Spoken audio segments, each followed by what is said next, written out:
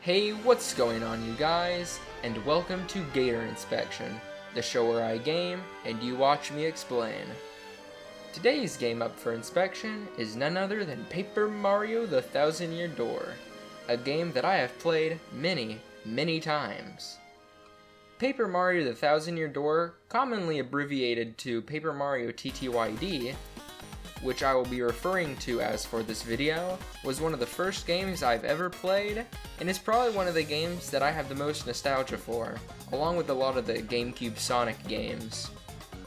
Even though I have the utmost nostalgia and what some might even call bias for this video game, I will try and remain as fair and unbiased as possible.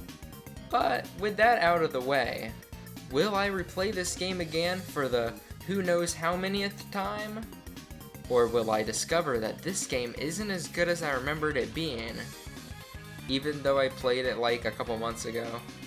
Anyways, the only way to find out is to play it for myself and let you know if my thoughts on the game have changed since the last playthrough. So without further ado, let's start the inspection. Where to start? There's so much to say about the game, but what do I want to talk about first? Wait! I know what to do! I'll spin the ttyd aspect wheel!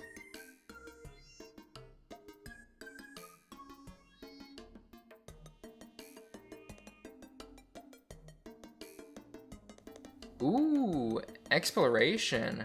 I would have never expected that. Man, gotta love the ttyd game element wheel, really comes in handy. Anyway, time to start with the exploration, and by exploration, I mostly mean the gameplay side of the game that isn't turn-based. The walk from place to place, finding secrets, and platforming side of the game. The world of the game is set up kinda like Mario RPG Legend of the Seven Stars, which is technically what Paper Mario is based on if you get down to the nitty-gritty. So, in a way, I guess it's more accurate to say that the game's world is set up like your average Mario RPG. With that aside, this game has one of my favorite overworlds in all of gaming. I'd also like to mention that I'll be using the word favorite as least often as I can, but it will be very difficult to do that. Every single corner of the world feels like it is very specifically meant to be the way it is, with there not really being any empty space. You probably won't be able to go through an area without noticing something that doesn't look right, which more often than not will lead you to a secret item. These secrets include coins, items, star pieces, shine sprites, and even badges from time to time. At this point, I know most of the secrets the game holds, but at the same time I really haven't gone too much into the cooking aspect of the game. But I'll get there eventually. Speaking of getting to places, the areas of the game are split into small diorama looking segments that connect with little passageways that let you go from area to area. And it's not like the connected areas feel like you travel from an ice area to a volcano one in a single loading screen. All the areas are strung together to where the game still technically has a very cohesive map, even though there are loading screens in between all the areas. It makes the world feel very connected, which is usually a problem I have with a lot of games, but this game, instead of going for a massive open world, or a level by level based, instead of a level by level based world, this game combines the two aspects, with the result being this game's very unique world to explore. You'll explore the inside of a giant tree inhabited by these weird little mouse things, and the next chapter will have you climbing the ranks of a wrestling league to become the champ. In most games, having a tree area followed by a wrestling area would probably be really jarring, but in ttyd's case, every part of the game just oozes originality and creativity, so it doesn't feel like too great of a jump somehow. Which shows whenever you ask someone what their favorite part of the game is, and they respond with, huh. Probably the part where you become a detective on a train. There's some good stuff in there, full of well-written characters as well, which I'll talk a little bit about the story part of the game, but the wheel didn't say I can talk about that right now. Well, at the same time, I guess it's time to spin the wheel again, I reckon. I wonder what thing I'll talk about next. Time to spin.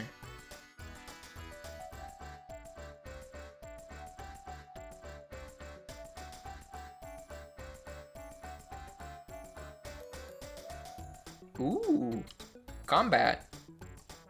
Getting all the gameplay stuff out of the way first, I see. This game is a turn-based RPG where you take turns with the enemy, attacking one another, back and forth until the battle's over. I assume that if you're watching this video, you probably have a good idea of what both RPGs and turn-based RPGs are, so I'll skip explaining that in too good of detail. The thing, however, that makes this game unique is how each of your attack, defense, and style options are all timing based. If you hit the A button when you jump on an enemy, you'll get to perform another action depending on what type of jump you used. And whenever you use your hammer, you have to charge that hammer up until the funny little gauge says it's ready to slam the enemy with all you got. After you do your attacks, the enemy will get the chance to attack, and you're given one of three options. You can take the damage head on like a little tank, press the A button around the time when the enemy will hit you to lower the damage they deal by usually 1, or press the B button to counter all damage and inflict 1 hit point of damage back to the enemy. The downside to using the B button instead of the A button is that you have a much more strict time frame for it to connect, and you only get to use one input during each attack, so if you press either button too early or late, you don't get to swap to a different button and start mashing. You can also do additional A inputs in between your attacks sometimes to do stylish moves if you hit it at the right time.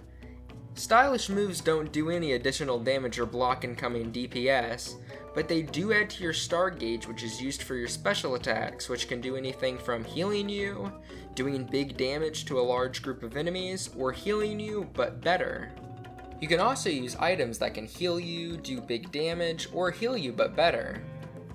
Now that I think about it, most of the items are weaker versions of the special moves, which is kind of interesting in a neat way. Now, all these options seem like a lot for just Mario to do during each turn, so that's why you've got your partner characters to help you out. You'll meet many unique party members throughout the game that aid Mario in many different ways. You can have one party member out at a time with the ability to swap them out mid-battle depending on which partner you need at the moment. The partners also have most of the abilities that Mario has, so that means that they also utilize timing with their attacks, defense, and even stylish moves. The only thing they don't have access to are the special moves, which is the only thing in the game that I don't get why it is the way it is. Like, I can't think of any downsides to letting them use specials considering how much of the star gauge the moves use. It's just kind of a weird thing. I made slight mention of there being different jumps you can use, which all comes down to two things: badges and flower points, otherwise known as FP. FP is used whenever you use a hammer, jump, or partner attack that requires FP. There are many different FP consuming techniques that have unique traits such as turning your hammer into a ranged attack, being able to jump on multiple enemies at once, or simply doing more damage. But how do you acquire these FP eating moves? Well, you have to equip badges, of course. Badges come with many different buffs for Mario and friends, whether it be new moves, stat improvements, or giving you the ability to do things you couldn't do before. The only thing limiting you to what you can do with badges are badge points, which leads to the leveling up aspect of the game that the newer half of the Paper Mario games seem to have forgotten about. After each battle, you are awarded with coins, items, sometimes very rarely badges, and most importantly, star points, which you need to level up. After you get 100 star points, you'll level up and get to either increase your HP or FP by 5, or increase your badge points by 3. Then, there is the most important battle mechanic of them all. With that mechanic being... Well, no, actually, I think I've covered just about everything. So you know what that means. It's time to once again spin that video game characteristic wheel.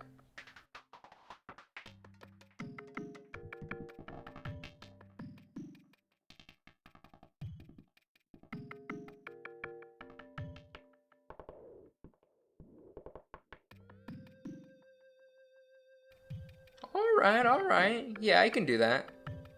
So, if you and me are currently watching the same video in the background, I think we can both come to the agreement that the video game looks nice. Looks good even. Looks fantastic even. This game released in 2004 and has held up extremely well in the visuals department, much like many other GameCube's games have. It's just got a certain charm to it. But not like the charm where you avoid something's charm to find enjoyment in it. It's the kind of charm that makes you think, wow, look how neat that is. The graphics are one of the things that makes TTYD as rememberable and unique as it is, with the whole paper aesthetic kind of being in the name of the game. You can't go wrong with a 2D sprite and a 3D world art style, which was the thing that set Paper Mario apart from other Mario games, other than it also being an RPG. Aside from every area of the game looking unique while also still looking really good, the character design. Oh my, the character design. There is a very good reason a lot of Paper Mario fans have a heavy distaste for how the more recent Paper Mario games have been lacking in the unique character design department. As soon as you get the ability to move around, you already get to see some very interesting and unique designs for previous Mario characters that look quite a bit different from how they usually would look. Now, does putting a hat on a Goomba or having a Koopa Troopa wear a shirt really change that much about them? Well, kinda yes actually in a weird way. When a whole town has a similar clothing style and look, it adds a lot to the overall vibe of the game, you see. And I haven't even gotten to any of the story central characters. Your crew of partners all look really cool. You got a Goomba that is in a university, you got a sailor / pirate Babam, and a weird cloud person with certain features. Side note, Vivian makes me have a big smile. Like, I'm talking a massive smile, like the biggest smile you've ever seen. Like, dang. Anyway, back to character design, I think. So, on top of having great partners, the enemies are also incredible. In this game, you have so many new characters that hadn't ever even been in a Mario game until this one, like the X-Nauts, all the things that live in the Boggly Woods, and even a cool skeleton guy, because every good game has a cool skeleton guy. From the fuzzies you fight before you enter Hooktail Castle, to the weird alien guys in the Palace of Shadows, this game has a great assortment of baddies to face. There's also a Pianta Mafia that helps you throughout the game, and with that, let's spin that wheel. There are only like 2 options left, so let's see what we get.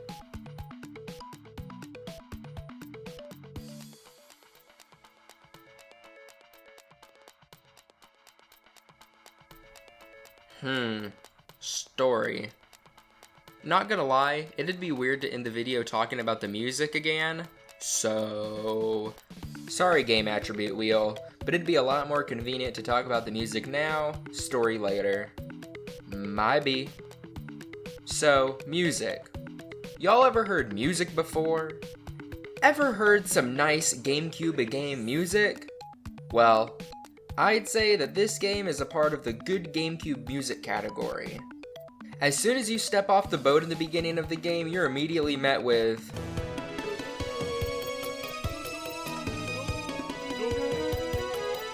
and then you get jumped by an evil organization and it's all like...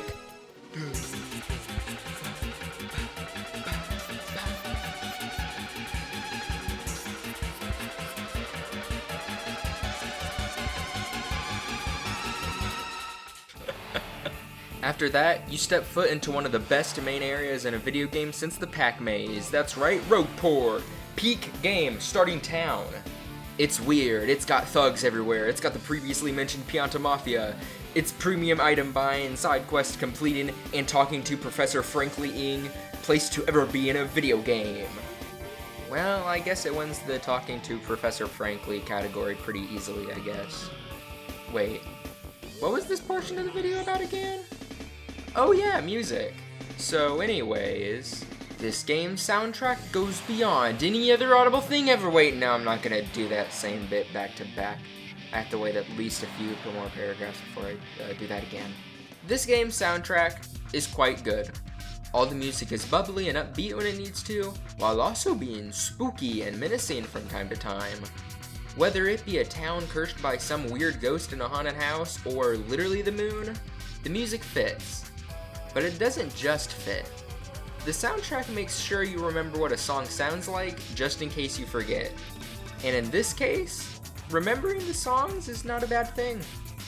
You could be waltzing through the Glitz Pit locker rooms waiting for your match to begin, figuring out how many star pieces you need to get a badge you've been wanting for a few chapters, or even fighting the final boss of a chapter. And in all of these moments, the music adds so much to the experience that makes the game an even better, complete package. Whew! Sounds are pretty cool, but in regards to cool things, let's take another look at the ttyd game trait wheel. Take it away, game facet wheel!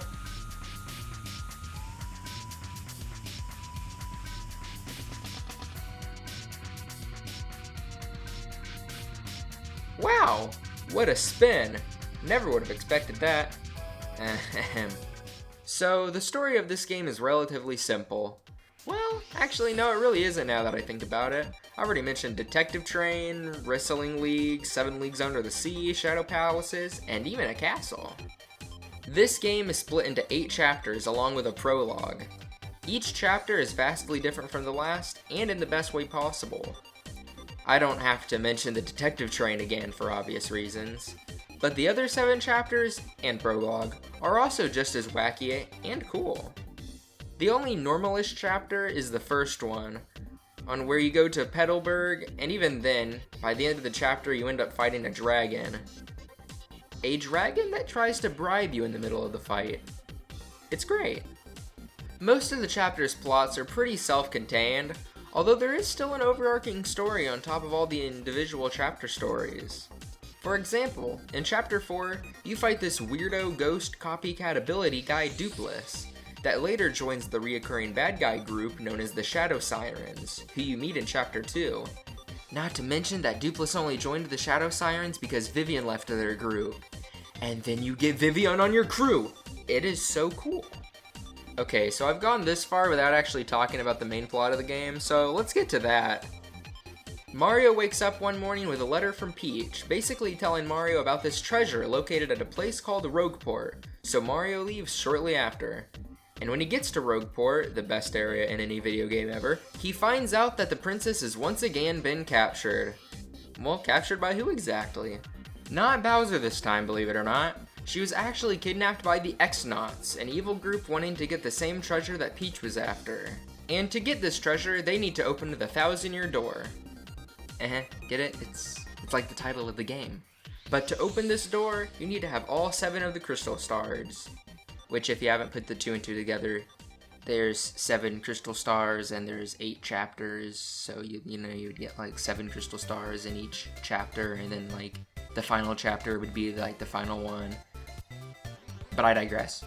So Mario goes place to place finding these stars with the help of his friends he meets along the way, and a magical map that Peach gave to Mario via the letter he received at the start of the game.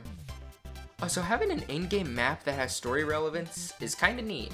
While Mario is crystal hunting, Peach stays put in the X-Naut fortress, occasionally talking to this supercomputer named Tech, that may, or may not, start to acquire feelings for the princess, which is a really weird thing to explore in a Mario game of all things, but that's what makes this game so great and cool. The Princess Peach computer romance subplot. All the things that you would never expect from a Mario game are here. Along the way, Tex eventually explains to Peach what the goal of the X-Nauts is. And it's to open the 1,000-year door and use Peach as a vessel for a demon. Yup, that's where the plot goes, I kid you not. Now, Peach learning all this would be kinda useless since she's locked up for a large amount of the game. So Tech lets Peach email Mario information regarding the X-Nauts' next move after helping Tech out in several minigame type sections. But when would you do these minigames? Well, after each chapter there are 2 intermissions, which let you do the Peach Tech segments and then the Bowser segments. Haven't mentioned him yet, but Bowser does play a role in this game, even though he's not the main antagonist. Now, it's not too big of a role, he's pretty much the comic relief of the game, with him going after crystal stars that Mario had already acquired. And to try and find the stars, you either just walk through an area and talk to some characters, or you play classic Mario type levels, but as Bowser. These levels were kind of a premonition of what Super Paper Mario would turn out to be when it eventually released. Both intermission types are neat, they usually never overstay their welcome, and add to both the story as well as to the comedy sides of the game. I'd also like to mention that this game's writing is top notch, which is the case for most of the Paper Mario games, except Sticker Star. We don't like to talk about Sticker Star.